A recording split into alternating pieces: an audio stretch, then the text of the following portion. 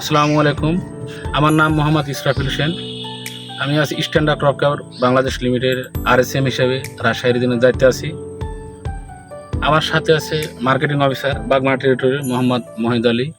আমরা আসছি একটা পান বরজে, যে এই পান বরজে আমাদের রাজশাহী বৃহত্তর পান এলাকা।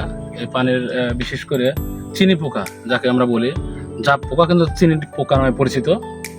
তো এটা এতে পান চাষিরা ব্যাপক হারে ক্ষতিগ্রস্ত হয়। আমরা আইসেক্স চাষির কাছে প্রোডাক্ট ব্যবহার করছে, করার পরে কতটা মানে এর উপকারিতা পাইছে সেই চাচার কাছ থেকে আমরা শুনবো। আমার নাম আব্দুল আজিজ, বাড়ি বেলঘরিয়া। আমি পান বরাজে অফিসের সহ আসছি।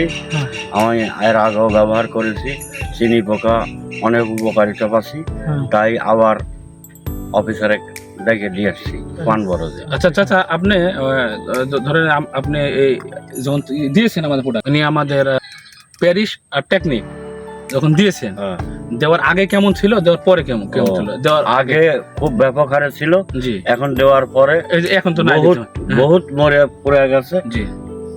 আর নাই চিনি পোকা। জি। তাহলে আপনি যেহেতু নিজে বাস্তব একটা প্রমাণ পাইছেন বা পরীক্ষিত হলে, এটা তো আমরা আগে আপনার বলিনি, বলিনি কাজে। তাহলে আপনি যেহেতু নিজে উপকৃত হয়েছেন, তাহলে আর 10টা কৃষককে কি বলা যাবে যে বলেছেন? হ্যাঁ, আর 10টা কৃষক বলা যাবে আমি যেহেতু উপকার পাচ্ছি। জি জি।